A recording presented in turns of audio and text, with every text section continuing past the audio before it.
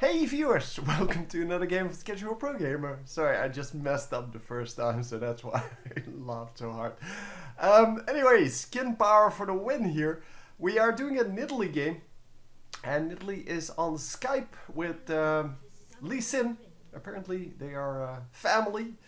I know Lee Sin is the brother of Nidalee, so the players that is. I don't know whether Nidalee is the brother of Lee Sin, no, because I don't know whether it's, well, a boy or a girl, let's just call it that. I'm assuming they're just brothers, because, well, like 93% or more of all League of Legends players, it used to be 93%, but 93% of all League of Legends players are, well, male. So I can kind of assume they are brothers. And we are going to play mid lane, I'm assuming here. I'm not actually sure though. Oh, it seems that Tryndamere is AFK like a boss. So we'll have to see if he reconnects. Anyhow, bottom lane is complete, so they should have no trouble. They're up against Twitch and Soraka. Soraka, of course, yeah, it used to be the best, well, the only support you would go. I mean, it was Soraka or lose. And then season 2 came and we got some new supports. And then it became interesting because then you had multiple options for supports. But Soraka was still one of the major supports, probably still the best one. And now it's probably one of the worst supports by now. Because, well, her heal got nerfed, well, quite a lot. It got nerfed by 75% in season 2. And, well, other supports are just way better. We got way more utility supports, way more aggressive supports. And yeah, I think they're not going to be able to do this because even though Twitch is very high damage, he cannot really go up against an aggressive support. And only Nunu is only, well, mediumly aggressive, I guess. So, anyhow, it's kind of a choice whether they're going top lane or jungle here. It seems that Lee Sin for now is going jungle. He picked up the raids into red, into wolves, yeah, into wolves now. And is going to probably pick up the blue buff. No? Okay, or not. Yeah, he doesn't have his smite up yet, so he's going to do another raid camp and then going into blue. The thing is, of course, they need to take care of this Garen, because if Garen, yeah, if Garen just keeps the lane and this guy keeps AFK or keeps being disconnected, then yeah, it's going to be a real problem. Anyhow, Nidalee currently at 1-1-1 for the skills, and that means she has everything a little bit. We are starting off with like 30 AP, yeah, 30 AP, which is fine. It's a decent amount. It allows her to heal a little bit better. It allows her to do, well, a decent amount of damage with her Q, and it yeah, it should allow her to stay in lane for pretty long. Of course, with Nidalee, it is the more AP you get, the more sustain you have in health, at least, not in mana, obviously. But yeah, well, we'll have to see how that works out, because it is, of course, a bit of a problem that, yeah, it takes quite a bit of mana. But for now, that should be okay. So Lee Sin holding off this top lane, and fortunately for him, the Garen took a load of damage at the red buff, helping his jungler. Yeah, Xin Zhao for some reason starting off at the red buff while he couldn't really take it out, so Garen took all of that damage, and he is going to heal up very, very slowly. Normally that that heal is pretty overpowered. It makes him able to sustain in lane forever, for the simple reason that it costs no mana. And as long as it costs no mana, yeah, what you gonna do against it? I mean, obviously it costs no mana because Garen doesn't have any mana. I always wonder whether they have mana and just don't display it, or they actually don't have mana. So if you would buy it, it would be totally stupid. But if you would buy Manamune on Garen, does he actually have a mana pool, and does the 1000 mana get added to it, or does he just not have mana? So he has 0 mana, and even if you upgrade the, or even if you have the mana immune, it will not give him any mana, so it will not give him any additional damage. I'm just wondering about that, because it seems pretty strange to make a champion that, well, it's not really League of Legends to make it a champion that cannot use certain items, because otherwise we would have had way more of those. Well, I guess in Season 3 we have more of those. We now have items that can only be purchased by melee champions or only by ranged champions. And I guess that kind of goes in the same direction.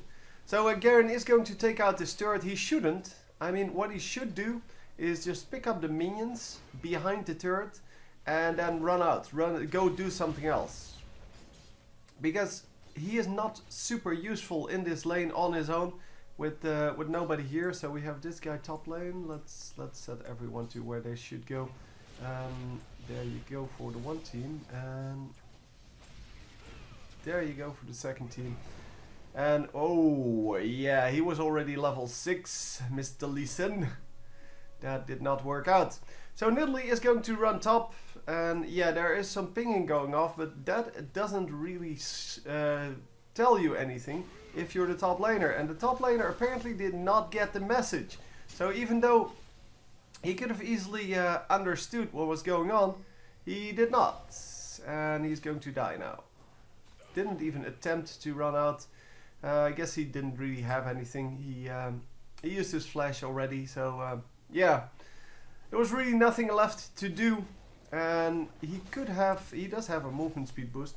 And since Nidalee didn't use her jump outside of, well, getting into the lane, she didn't use it to chase him, so he could have ran way further and maybe even made it out. And should of course have used his flash to dodge the javelin, because the javelin is the highest damage. And the fact that you get caught by Nidalee, yeah, you're going to get caught anyway. So yeah, the best thing to do is to try to dodge that javelin. And if you dodge it, then you take significantly less damage, and that would be good. Obviously he shouldn't have been so low health to begin with, but that's a whole different story. But yeah, he didn't really have any health potions left or anything like that, so don't really know what he started with. But well, he started off in the lane really low, so if Tryndamere was in lane, he would have been totally harassed out of the lane, and he just got really lucky that that wasn't the case. That, well, oh, hang on, I missed the kill in mid lane. Wow, can't believe I actually missed the kill there. Yeah, not that that is so incredible, but I actually was assuming that bottom lane would get the next kill because there was nobody in the mid lane, and then Nidalee just ran into the mid lane here and immediately gets a kill. I can't predict this, guys. I'm sorry, but there's no way I can predict that Orianna's just going to stand there and take all of that. Holy crap, yeah. I watched the minimap mainly to see what's going on. And these guys were all pretty close together, which normally means that someone is going to take damage. And as you can see, this time it is Nidalee taking damage. So the heal goes off, which means that she has a little more sustain, and yeah, there goes the bottom lane kill. The one that I kind of expected a little bit earlier, but it came in right now. I'm not actually sure if I should rewind. Yeah, let's just rewind just for the fun of it. It is, she just gets caught. Okay, it's not a big deal. Anyhow, yeah, it's only one kill, it's only the support, so it's not really a big deal. But it is pretty significant that she did get caught by the jungler, because obviously with 4 versus 5 you need to have a significant amount of kills over your opponent to make up for the lack of farm on one of your champions. And yeah, Garen now coming into mid and for some reason stealing or trying to steal at least, every bit of experience and gold here, and that is of course not what you want. What you want to do is to make sure that you support the lane, so that you get some lane. The supporter needs to really pressure the tower, and you want, of course, to take out your own tower. But taking out your own tower, yeah, you don't do that by attacking the tower yourself if you're in a solo lane like this. Well, in a lane with no opponent, I should say. An uncontested lane. You want the minions to take out the tower, and you want to just get all of the minions. Garen once again going really low, just taking so much damage for no reason most of the time. And it is, however, yeah, we are going to grab this kill. Nicely done. And can we get out? No, we cannot get out. One of us can. And Garen should die here. No, no, no, disrupted. And yeah, the silence came out. So the ultimate did not fully go off. And unfortunately, we are going to lose this fight quite heavily. Well, 3-2 is still not too bad. But yeah, since we only had one guy left alive, and they have 3 left alive. Well, now 4, but that is the significance of that. That's why it looked worse than it actually was. Yeah, let's see. What can we actually make out of this? Yeah, what should be your tactic in this kind of a situation? Obviously, you want to hold off the top lane a little bit with your jungler, but you can't really put your jungler there, because then you're going to fall behind and you won't have any ways to come back. Because if you don't have a jungler, you don't have that ganking threat.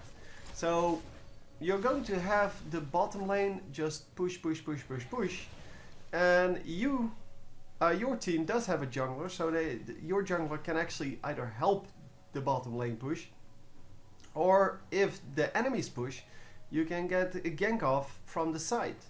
So all in all, that would just be a really easy way of getting ahead, and when you're 5 versus 4.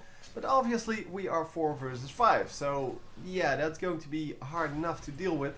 And the way to do it, I have no clue, because there is of course no real way to deal with this. Otherwise, well, if you had a way, hang on, if you had a way to deal with 4 versus 5, there would of course never be a balanced matchup. Of course, if you can pick your champions correctly, you can have a 1 versus 2 matchup, and you can actually win that. But oh, the disrupt once again on an ultimate, and there you go, getting 1 kill, but getting the kill back here. Oh wow, he actually, I thought that was 1-for-1 trade. I was waiting for them to die, but they actually got 2 kills. That is pretty significant. As you can see, even though they're a kill ahead, and probably some minions ahead as well, it seems that way. Yeah, we are some minions ahead as well. We are still behind on golds, and that is the way it goes, because this one guy has 0 minions. So you're going to lose about 1500 gold for now, or well, about 2000 gold if he did well. And yeah, that's just something you cannot really overcome most of the time. So we are going to lose mid lane here. Garen is going back top, and he may actually run through the blue buff or something like that. No, not now, because now he actually got the reveal on him. Wow, that damage. Yeah, she does not have any magic resist. So yeah, the AP here is going to be pretty significant in, well, getting additional damage on there, and that is quite a significant damage, well, that she took there. And are we going to be okay here? Oh wow, she just gets over there and hopefully is able to get out. But yeah, they could pick up this kill. Nicely done. Lee Sin coming in with the shield first, and then still has his aggressive moves available, and is actually going to do pretty well against this Xin Zhao as well, and should be able to catch up this guy as well, both of them actually.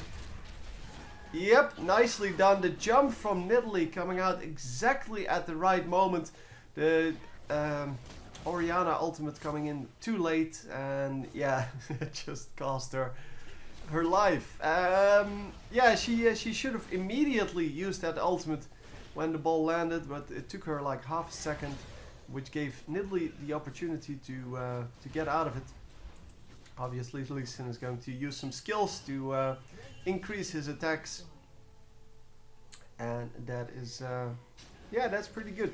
Yeah, you want to normally use one skill every 2 attacks with Lee Sin because of his innate ability, and that of course allows him to do the most damage.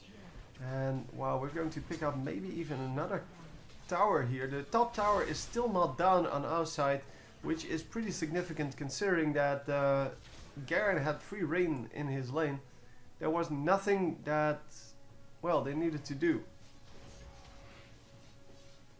So this was a 1-for-1, a 1-for-2 trade. Wow, both of the bottom laners once again dying. And yeah, this is the advantage of having an aggressive support, I guess. The insane amount of damage that you add to your AD carry with Nunu. I forgot who the support was, but it was Nunu. So yeah, you add an insane amount of damage to the Misfortune's basic attacks by just giving her additional attack speed. And yeah, you also have pretty significant damage because, well, Nunu is equipped, of course, with the snowball, as well as, well, it's not called the snowball, whatever. Everyone knows what it is. It's Ice Blast, I think. As well as the ultimate, which also is a pretty significant thing to have. And all in all, it just gives you a large amount of extra damage in your lane, and that is, well, just cool. Anyhow, the tower is going to go down, and well, we got a 1-for-0 trade. Well, not a trade, I guess. We just got 1 kill, man. Stop talking about trades, you fucking noob. Okay, just preemptive commenting, so you don't have to. Oh man, I get so many hateful comments, and I think every YouTuber has that, and I think every YouTuber hates it. You have to be well, really super popular to not get that. And yeah, obviously there aren't a whole lot of people that are, well, that popular. But yeah, well, I kind of laugh about most of them, because most of them, yeah, are just typed by 8-year-olds that are sit behind their computer and just hate the world or something like that. I don't know. They had some fight with their little brother or something like that, and then they go on the internet and just type hateful comments to whoever they can find. And yeah, it makes me laugh, to be honest. Some of those, I mean, but yeah, well, whatever. Yeah, we are in some trouble here in bottom lane. 4 versus 2. And Twitch is not going to be able to reach, though. Yeah, there is a tower dive coming in here. And Garen is pretty fed by now, so he should be able to do pretty nicely. Are we going to land a double up? Nope. Not so much. So yeah, 4 versus 2. No, still a 4 versus 2, or again a 4 versus 2. And they should be able to pick up the Garen this time. Yep, we're going to get a 1-for-0 so far. Maybe a 2-for-0. Oh, it is a 2-for-0 though. And oh, that was so close. If only he knew how close that was. Well, now he knows, but oh man, that was close. It is in the end a 2-for-1. So the overall 4 versus 2 situation, or 5 versus 3 I guess, results in a 2-for-2 trade. Which is not very significant for the enemies, but we are 2k gold ahead, so yeah, we're doing well.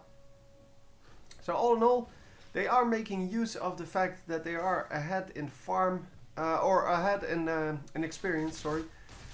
You can see it here, 13 versus 11. It's the same on everyone except for the bottom laners, maybe. Yeah, I can't really read the numbers. But yeah, once you see the bottom laners, you can make it out for yourself. So level 11 top laner. So he has been in a solo lane without an opponent and he's still under leveled compared to the Nidalee. Nicely done. Just saying screw you. I'm not going to be chased here. Just jumps through the wall and says bye bye. See you later. You noob Garen. I hate Garen. I really truly hate Garen. I think he's a worthless champion. He's a bad design and he's only played by noobs. Yeah, that's the way it is. Well, I shouldn't say only, because I guess some players just like to play him every now and then, even though they know that he's not very good. But he doesn't fill any role in the team except for being a really bad assassin. I mean, if you're going for an assassin, go for a real assassin. He's a really bad assassin, and all he does is just spin around, and that's it. Outside of his ultimate. And yeah, normally he gets quite a few kills though, but that doesn't make you useful. So yeah, just because you pick up like 10 kills on average in a game doesn't mean you're useful, doesn't mean you you lose the game because your team is full of noobs all the time. No, it's because if you play Garen, you don't really add anything to the team except for stealing kills. But those kills would have been picked up most of the time anyway. You're not a good tower killer, you're not a good pusher, you're not a good AoE damage dealer, you're not a good assassin. So all in all, yeah, what do you want with a champion like this? And yeah, he's just a little bit of everything, I guess. He's not a good initiator. Let's add that to the mix as well, because people say, yeah, well, he's a very good tank. No, he's not a very good tank. Rammus is a good tank. Rammus can actually run in there and make people focus him. Just like Shen, by the way. I think every good initiator, or well, every good tank, as people like to call them, although they don't really exist, because a tank would be some, well, if we compare it to what a tank actually is, it would not just be someone who has a lot of defense, because everyone can build a lot of defense.